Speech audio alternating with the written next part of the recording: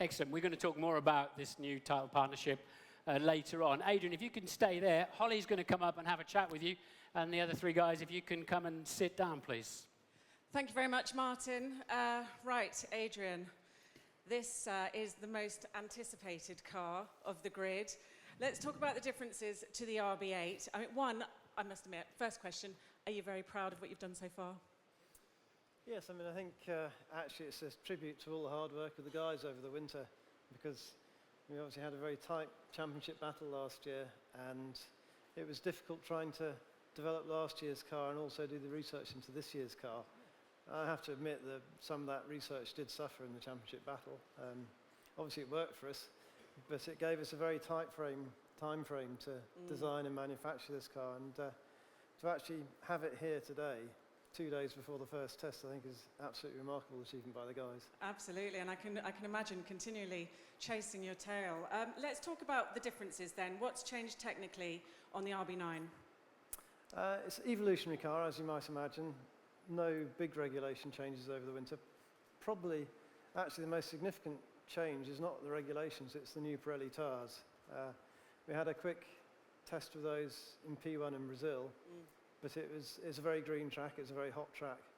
So in truth, we didn't learn a lot. Of course, Pirelli have supplied us data as to how the tyres behave from their point of view, but past experiences, it's only when we get out testing that we'll really find out about them. They're going to be very interesting this season, aren't they, those Pirelli tyres? Okay, where's most of your effort gone into, roughly? It's really been refining RB8, so no huge changes, very much an evolutionary car.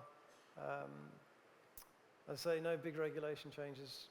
The front wing stiffness test has been harshened further, so that makes it actually quite difficult to comply now, just from in terms of how stiff the wing has to be.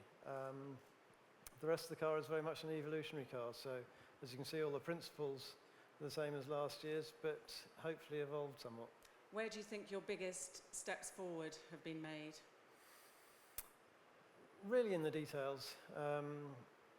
Devil's in the detail. The devil has very much been in the detail with this car, so it's difficult to give a sort of, it's got this or that. It's very much an evolutionary car. We've tidied up some bits which we felt could be improved on.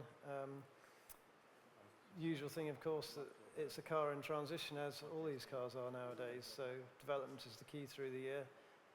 There'll be 1 or 2 new parts come the first race, which I'm sure will be the same for everybody else as well. Yeah. And then it will be how we evolve through the year.